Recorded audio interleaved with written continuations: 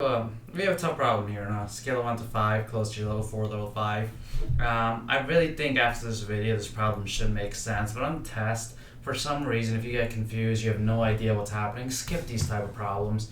Don't waste your time. And then if you have time left later at the test, then come back and do it. So let's get started here. Now, what I have drawn here is just a little bit for example purposes.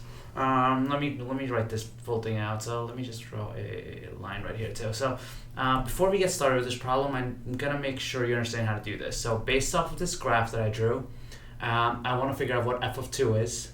I want to figure out what f of 3 is. I want to figure, and we're good with approximate values, so they don't have to be exact. F of 4, f of negative 4, and then let's also figure out f of 0, and lastly let's figure out f of, let's say, negative 4, okay? Oh, I already did negative 4, so maybe let's just change that to negative 2.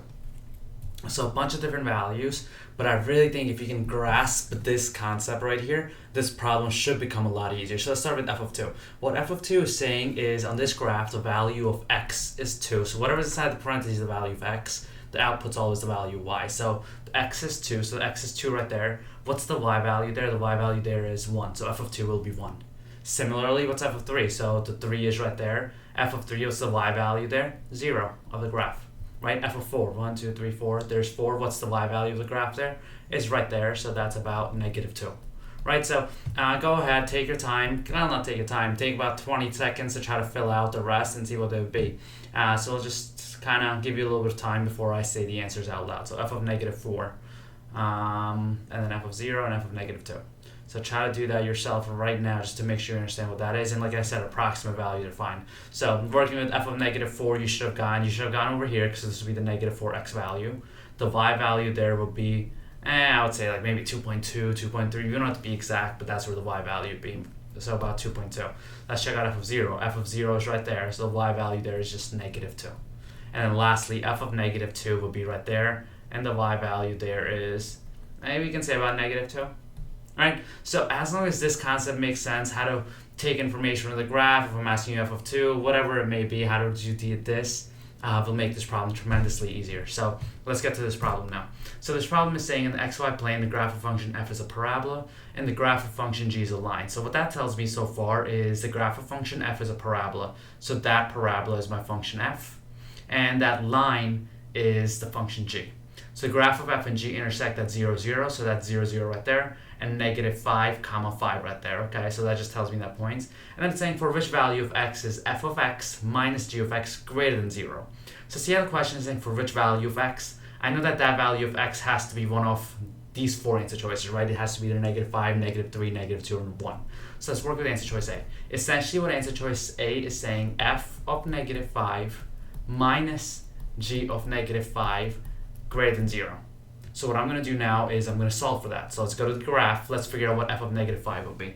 So f of negative 5, remember f is the function of the parabola. So I'm going to be looking at the parabola now. So 1, 2, 3, 4, 5.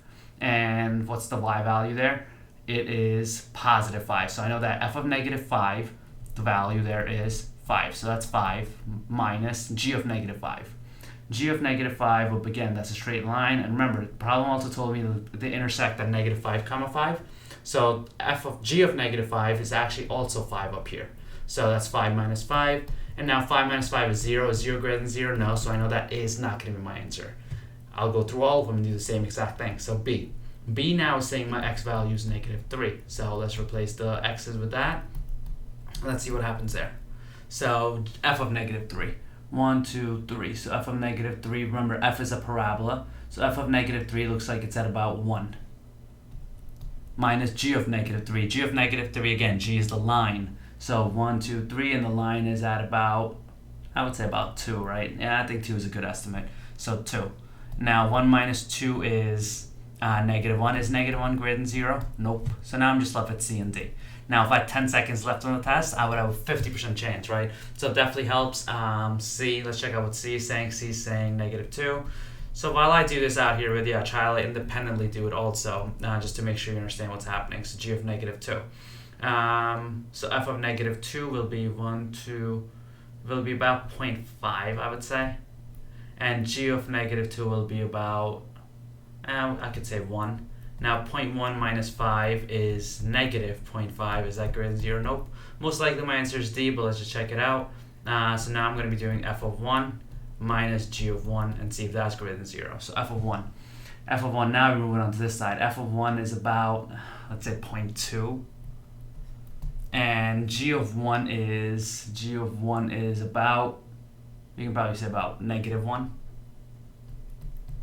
Now, 0.2 plus 1, is that greater than 0? It is. 1.2 is greater than 0, making my answer D. Almost guarantee. I can almost guarantee you're going to see a problem like this on the test.